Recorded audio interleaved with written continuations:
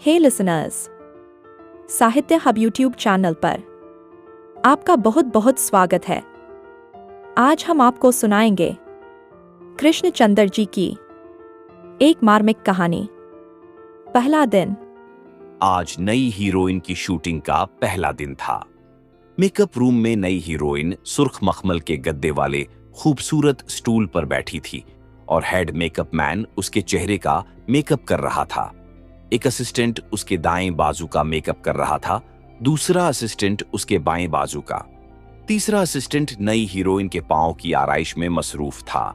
एक hair dresser औरत नई हीरोइन के बालों को हौले हौले खोलने में मसरूफ थी। सामने सिंगार मेज पर पेरिस, लंदन और हॉलीवुड का सामान आराइश बिखरा हुआ था। एक वक्त वो था जब इस हीरोइन को एक मामूली जापानी लिपस्टिक के लिए हफ्तों अपने शौहर से लड़ना पड़ता था। उस वक्त उसका शौहर मदन इसी मेकअप रूम के एक कोने में बैठा हुआ खामोशी से यही सोच सोच कर मुस्कुरा रहा था। कैसी मुश्किल जिंदगी थी उन दिनों की। आज से 3 साल पहले मदन दिल्ली में क्लर्क था, 3rd डिवीजन क्लर्क, और 160 रुपए तनख्वाह पाता था। नादारी और गुर्बत की जिंदगी थी। कोट का कॉलर फटा है तो कभी कमीज की आस्तीन तो कभी ब्लाउज की पुश्त। आगे पीछे जिधर से वो दिल्ली की जिंदगी को देखता था उसे वो जिंदगी कटी फटी, बोसीदा और तार तार नजर आती है। ऐसी जिंदगी जिसमें कोई आसमान नहीं होता, कोई फूल नहीं होता, कोई मुस्कुराहट नहीं होती। एक नियम फाकाज़ादा झल्लाई खिसियाई हुई जिंदगी जो एक पुरानी बदबूदार तिरपाल की तरह दिनों, महीनों और सालों के खूंटों से बंधी हुई हर वक्त एहसास पर छाई रहती है। मदन इस जिंदगी के हर खूंटे को तोड़ देना चाहता था और किसी मौके की तलाश में था। ये मौका उसे मलिक गिरधारी लाल ने दे दिया। मलिक गिरधारी लाल उसके दफ्तर का सुपरिंटेंडेंट था। उन्हीं दिनों में दफ्तर में एक असिस्टेंट की नई आसामी मंजूर हुई थी जिसके लिए मदन ने भी दरखास्त दी थी। और मदन सीनियर था और लायक भी था और मलिक गिरधारी लाल का चहेता भी था। मलिक गिरधारी लाल ने जब उसकी अर्जी पढ़ी तो उसे अपने पास बुलाया और कहा, मदन, तुम्हारी अर्जी में कई नुक्स हैं, तो आप ही कोई गुण बताइए। मलिक गिरधारी लाल ने कदरे तवक्कुफ के बाद मदन की अर्जी उसे वापस करते हुए कहा, आज रात को मैं तुम्हारे घर आऊंगा और तुम्हें बताऊंगा। मदन बेहद खुश हुआ। घर जाकर उसने अपनी बीवी प्रेमलता से खास तौर पर अच्छा खाना तैयार करने की फरमाइश की। प्रेमलता ने बड़ी मेहनत से रोगन जोश, पनीर मटर, आलू गोभी और गुच्छियों वाला पुलाव तैयार किया। सरे शाम ही मलिक गिरधारी लाल मदन के घर आ गया और साथ ही विस्की की एक बोतल भी लेता आया। प्रेमलता ने जल्दी से पापड़ तले, बेसन और प्याज के पकौड़े तैयार किए और प्लेटों में सजाकर बीच बीच में खुद आकर उन्हें पेश करती रही। चौथे पैग पर वो पालक के साग वाली फुल्कियां प्लेट में सजाकर लाई तो मलिक गिरधारी लाल ने बेइख्तियार होकर उसका हाथ पकड़ लिया और बोला, प्रेमलता, तू भी बैठ जा और आज हमारे साथ विस्की की चुस्की लगा ले। तेरा पति मेरा असिस्टेंट होने जा रहा है। प्रेमलता सर से पांव तक कांपने लगी। उसकी आंखों में आंसू उमड़ आए क्योंकि आज तक उसके खविंद के सिवा किसी ने उसे इस तरह हाथ ना लगाया था। फुल्कियों की प्लेट उसके हाथ से गिरकर टूट गई और मदन ने गरज कर कहा, मलिक गिरधारी लाल, मेरी बीवी को हाथ लगाने की हिम्मत तुझे कैसे हुई? मदन का चांस मारा गया। उसके बजाय सरदार अवतार सिंह असिस्टेंट बन गया। फिर चंद दिनों के बाद किसी मामूली गलती की बिना पर वो अपनी नौकरी से अलग कर दिया गया और मदन ने कई माह दिल्ली के दफ्तरों में टक्करें मारने के बाद बंबई आने की ठानी क्योंकि उसकी बीवी बड़ी खूबसूरत थी। मदन के दोस्तों का ख्याल था कि प्रेमलता उतनी ही हसीन है जितनी नसीम पुकार में थी, वहीदा रहमान प्यासा में थी, मधुबाला मुगल आजम में थी। इसलिए मदन को चाहिए कि प्रेमलता को बंबई ले जाए। दिल्ली में खूबसूरत बीवी वाले मर्द की तरक्की के लिए कितनी गुंजाइश है। मदन अगर असिस्टेंट बन भी जाता तो ज्यादा से ज्यादा 250 रुपए पाने लगता। 160 के बजाय 250 रुपए, यानी 90 रुपए के लिए अपनी इज्जत गंवा देता। ये तो सरासर हिमाकत है। इसलिए मदन को सीधे बंबई जाना चाहिए। मगर जब मदन ने प्रेमलता से इसका जिक्र किया तो वो किसी तरह राजी ना हुई। वो एक घरेलू लड़की थी।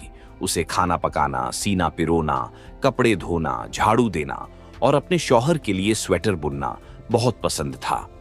वो 14 रुपए की साड़ी और 2 रुपए के ब्लाउज में बेहद हसीन, खुश और मग्न थी। नहीं, वो कभी बंबई नहीं जाएगी। वो किसी स्कूल में काम करेगी मगर बंबई नहीं जाएगी। पहले 2-3 दिन तो मदन उसे समझाता रहा। जब वो किसी तरह ना मानी तो वो उसे पीटने लगा। 2 दिन 4 चोट की मार खाकर प्रेमलता सीधी हो गई और बंबई जाने के लिए तैयार हो गई। जब प्रेमलता और मदन बोरी बंदर के स्टेशन पर उतरे तो उनके पास सिर्फ एक बिस्तर था, 2 सूटकेस थे, चंद 100 रुपए थे और प्रेमलता के जहेज का जेवर था। चंद दिन वो लोग कालबा देवी के एक धर्मशाले में रहे और मकान ढूंढते रहे। जब उन्हें मालूम हुआ कि जितने का जेवर प्रेमलता के पास है और जितने रुपए मदन के पास हैं, वो कल मिलाकर भी इतने नहीं हो सकते कि बंबई में पगड़ी देकर एक मकान लिया जाए, तो वो लोग धर्मशाले से गोरे गांव की एक झोपड़ी में मुंतकिल हो गए, जहां सबसे पहले मदन की लड़ाई झोपड़ी में रहने वाले एक गुंडे से हुई जो शराब पीकर प्रेमलता की इज्जत पर हमला करना चाहता था। इस लड़ाई के एक जख्म का निशान आज भी मदन की कलाई पर मौजूद था, मगर मदन बड़ी बहादुरी और जिदारी से लड़कर झोपड़ियों में बाइज्जत तरीके से रहने का हक मनवा लिया था, क्योंकि झोपड़ियों में रहने वाले बुनियादी तौर पर गरीब आदमी थे और एक दूसरे का हक समझते थे। झोपड़ी में रहकर मदन ने प्रेमलता को साथ लेकर एक स्टूडियो से दूसरे स्टूडियो के चक्कर लगाते लगाते फाके शुरू हुए। पहले नकदी खत्म हुई, फिर प्रेमलता के जेवर बिके, फिर कीमती साड़ियां, फिर कम कीमती साड़ियां। आखिर में मदन के पास सिर्फ एक कमीज रह गई जो उसके बदन पर थी और प्रेमलता के पास सिर्फ एक साड़ी और एक ब्लाउज, और वो भी पुश्त से फट गया था। आपका ड्रेस आया है, एक असिस्टेंट डायरेक्टर अंदर आ गया और बा आवाज़े ए बुलंद बोला, और मदन ख्वाब एक खरगोश से जागा और उसने देखा कि असिस्टेंट डायरेक्टर के हमराह एक दर्जी हीरोइन का नया ड्रेस लेकर चला आ रहा है। जामनी रंग का तलसी गरारा, जरदोजी के काम का बनारसी कुर्ता और ब्लू शिफॉन का दुपट्टा सुनहरे गोटे के लहरियों से झिलमिल झिलमिल करता हुआ ड्रेस के अंदर आते ही महसूस हुआ गोया मेकअप रूम में एक फानूस रोशन हो गया है। हीरोइन मेकअप खत्म करके ड्रेसिंग रूम में लिबास बदलने के लिए चली गई। लेडी हेयर ड्रेसर और खादिमाएं उसके जिलों में थीं। उसे यूं जाते देखकर मदन के होठों पर फतेयाबी की एक कामरान मुस्कुराहट नमूदार हुई। उस दिन के लिए उसने जद्दोजहद की थी, उस दिन के लिए वो जिया था, उस दिन के लिए उसने फाके किए थे। चने खाकर मैली पतलून और मैली कमीज पहनकर तपती दोपहरियों या मूसलाधार बरसात से भीगी हुई शामों में वो प्रोड्यूसरों के दफ्तरों के चक्कर लगाता रहा था। आज उसकी कामयाबी का पहला दिन था। कामयाबी की पहली सीढ़ी उसे चमन भाई ने समझाई थी। चमन भाई फिल्म प्रोड्यूसरों को किराए पर ड्रेस सप्लाई करता था और अक्सर औकात मुख्तलिफ प्रोड्यूसरों के दफ्तरों या मुख्तलिफ स्टूडियो में उसे मिल जाता था। एक दिन जब मदन फटेहालों में इस तरह घूम रहा था, चमन भाई ने उसे अपने पास बुला लिया और पूछा, कहीं काम बना? नहीं, तुम निरे गधे हो। अब मदन ने गाली सुनकर भी खामोश रह जाना सीख लिया था, इसीलिए वो खामोश रहा। देर तक चमन भाई बड़े गुस्से में उसकी तरफ देखकर घूरता रहा, फिर बोला, आज शाम को मैं तुम्हारे घर आऊंगा और तुम्हें कुछ गुड़ की बातें बताऊंगा। प्रेमलता ने अपनी साड़ी के फटे हुए आंचल से अपनी जवानी को ढांपने की नाकाम कोशिश की। फिर उसने बेजार होकर मुंह फेर लिया। जहां जाओ कोई ना कोई मलिक किरधारी लाल मिल जाता है। मगर इस शाम चमन भाई ने उनके झोंपड़े में काजू पीते हुए कोई गलत बात नहीं की। अलबत्ता 5वें पैक के बाद चिल्लाकर बोला, जब तक प्रेमलता तुम्हारी बीवी रहेगी ये कभी हीरोइन नहीं बन सकती। क्या बकते हो? मदन गुस्से से चिल्लाकर बोला। ठीक बकता हूं, चमन भाई हाथ चलाकर जोरदार लहजे में बोला। साला हलकट, किसको तुम्हारी बीवी देखने की चाहत है? सब लोग मिल, मजूर से लेकर मिल मालिक तक फिल्म की हीरोइन को कुंवारी देखना चाहते हैं। कुंवारी? एकदम वर्जिन। मगर मेरी बीवी कैसे हो सकती है? वो तो शादीशुदा है। तो इसको शादी वाली मत बोलो, कुंवारी बोलो, अपनी बीवी मत बोलो। बोलो ये लड़की मेरी बहन है। मेरी बहन? मदन ने हैरत से पूछा। हाँ, तुम्हारी बहन। अरे बाबा, कौन तुम्हारी इस झोपड़ी में देखने को आता है कि तुम्हारी बहन है कि बीवी है? चमन भाई तो ये गुड़ बता के चला गया, मगर प्रेमलता नहीं मानी। मदन के बार बार समझाने पर भी नहीं मानी। मैं अपने शौहर को अपना सगा भाई बताऊंगी। हरगिज नहीं हो सकता। इससे पहले मैं मर जाऊंगी। तुम जबान गुद्दी से बाहर खींचोगे जब भी मैं अपने पति को अपना भाई नहीं कहूंगी। आखिर मदन को फिर उसे पीटना पड़ा। 2 दिन प्रेमलता ने 4 चोट की मार खाई तो सीधी हो गई और फिल्म प्रोड्यूसरों के दफ्तरों में जाकर अपने शौहर को अपना भाई बताने लगी। चमन भाई ने मदन को अपने एक दोस्त प्रोड्यूसर छगन भाई से मिलवा दिया। छगन भाई ने प्रेमलता के फोटो एक कॉमर्शियल स्टूडियो से निकलवाए। अपने डायरेक्टर मिर्जा इज्जत बेग को बुलवाकर प्रेमलता से उसका तारुफ कराया। मिर्जा इज्जत बेग ने बड़ी गहरी नजरों से प्रेमलता को देखा, उससे बातचीत की, फिर स्क्रीन टेस्ट के लिए हां कर दी। स्क्रीन टेस्ट के लिए फिल्म का एक सीन प्रेमलता को याद करने के लिए दिया गया और 3 दिन के बाद स्क्रीन टेस्ट रखा गया। तीनों दिन हर रोज शाम के वक्त चमन भाई झोंपड़े में मदन और प्रेमलता से मिलने के लिए आता रहा और काजू पीता रहा और इन दोनों का हौसला बढ़ाता रहा। आज स्क्रीन टेस्ट है मेरी, मानो तो तुम आज प्रेमलता के साथ ना जाओ। क्यों ना जाऊं?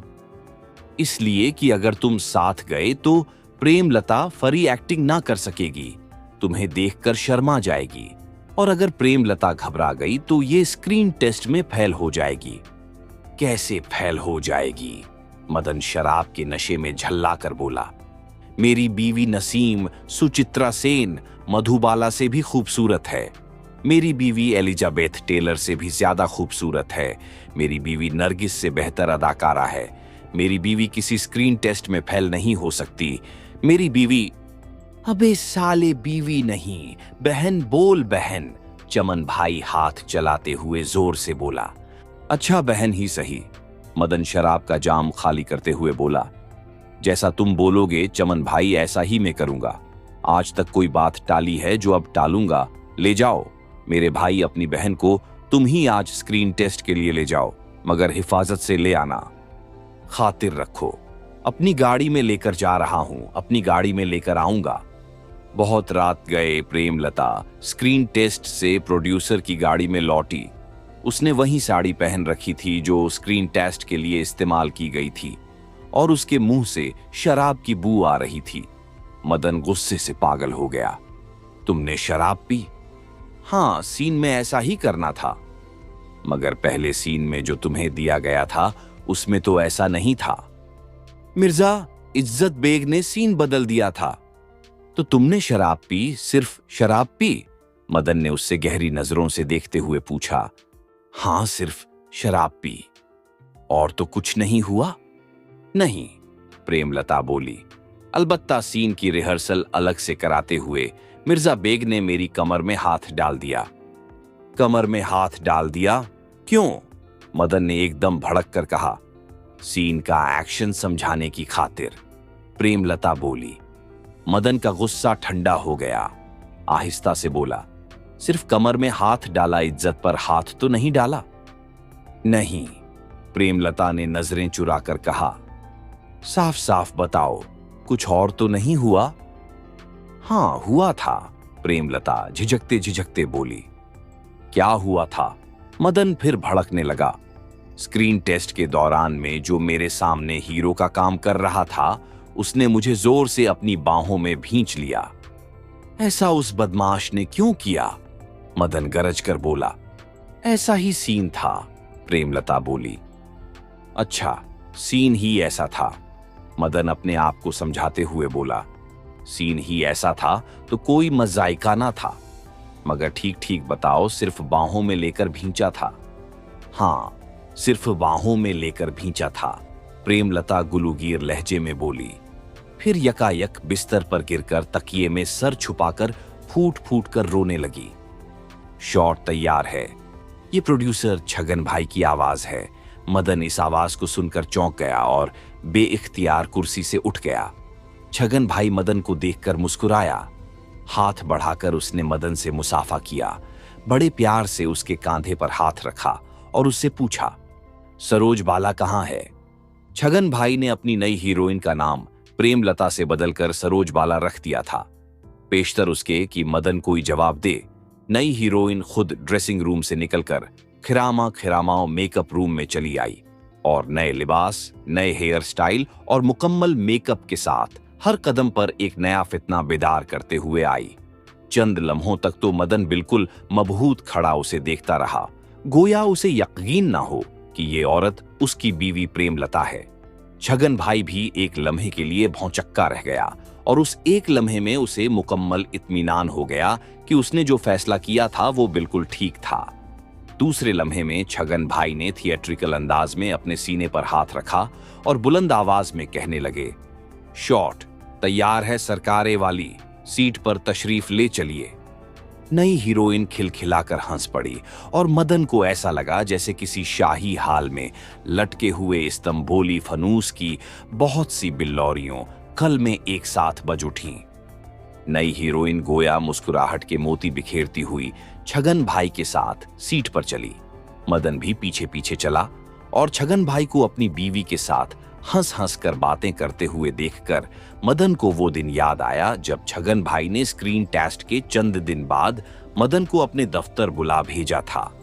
छगन भाई मदन की कमर में हाथ डालकर खुद उसे अंदर कमरे में ले गया था जो एयर कंडीशन्ड था और छगन भाई का अपना जाती प्राइवेट कमरा था जिसमें बिजनेस के तमाम अहम उमूर तय होते थे। जब मदन उस कमरे के अंदर पहुंचा तो उसने देखा कि उससे पहले उस कमरे में मिर्जा इज्जत बैग और चमन भाई बैठे हुए हैं। आज बोर्ड ऑफ डायरेक्टर्स की मीटिंग है, चमन भाई ने हंसकर कहा। आज हम लोग एक सोने की कान खरीदने जा रहे हैं। सोने की कान? मदन ने ताज्जुब से पूछा। हाँ, और तुम्हारा भी इसमें हिस्सा है, 1/4 का, और बाकी 3 तुम्हारे पार्टनर तुम्हारे सामने इस कमरे में बैठे हैं। मैं छगन भाई, ये मेरा दोस्त चमन भाई, ये मेरा डायरेक्टर मिर्जा इज्जत बैग, हम चारों आज से इस सोने की कान के पार्टनर होंगे। और ये सोने की कान है कहां? जवाब में छगन भाई ने मेज से एक तस्वीर उठाई और मदन को दिखाते हुए बोले, ये रही। मदन ने हैरत से कहा, मगर ये तो मेरी मेरा मतलब है मेरी बहन की तस्वीर है।